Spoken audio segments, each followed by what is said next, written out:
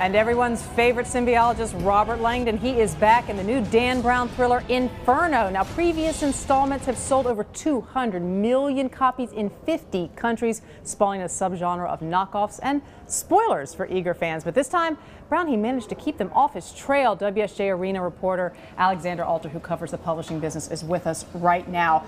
How he wrote this book is almost like a thriller in itself. I mean, he has to throw these potential copycats and people who want to give these spoilers off his trail when he's just doing his reporting. Exactly. I mean, as Brown has gotten more and more famous, you know, his books, as well as being thrillers, are sort of like mini art history primers. He likes to spend a lot of time in the, visiting the artworks and the architectural sites that he's writing about.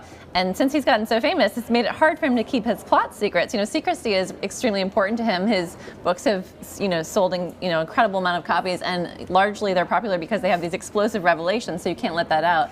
And so at first I thought maybe he's just being paranoid, but there are actually people out there already writing books dissecting what they think the plot of this book is going to be before they've even read his next book. That's right. So what are some of the places he visited to evade leaks to kind of throw people off? Yeah, so one of his research tactics and one of his tactics for throwing people off is to spend a lot of time in locations and looking at artworks that have nothing to do with what he's working on. So, this book is a thriller set in Florence. It's based on Dante's Inferno, but he spent a lot of time at the Uffizi Gallery, sort of looking at floor plans and looking at artwork there. He looked at the statue of David for a very long time, asked a lot of questions to art historians about that. And he told me he can't really make a trip without somebody saying, "Guess who I saw today? Guess who I was talking to?" And I think while he was in Florence, and there's Twitter tourists and were taking pictures, putting it on Facebook. So he had to throw out a lot of false clues to cover his tracks. It's exhausting. Of course, this is a guy who writes, a 100-page outline for his books, wakes up at 4 a.m. to start writing. So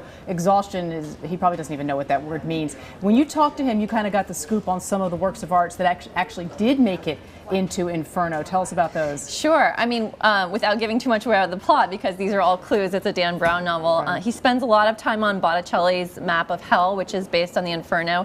The version that appears in his book has been doctored slightly to hold some more clues.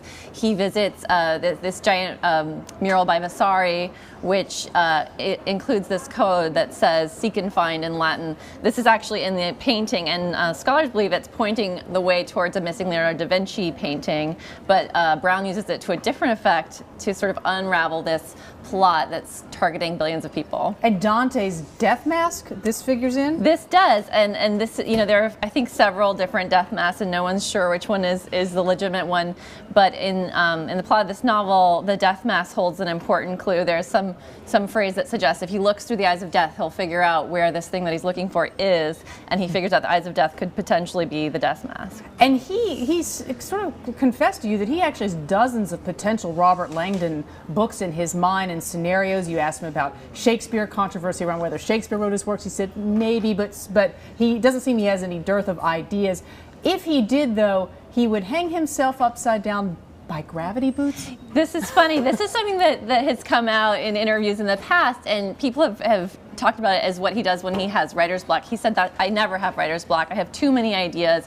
He hangs upside down in gravity boots for more than a minute. He said it has to be more than a minute or it won't work.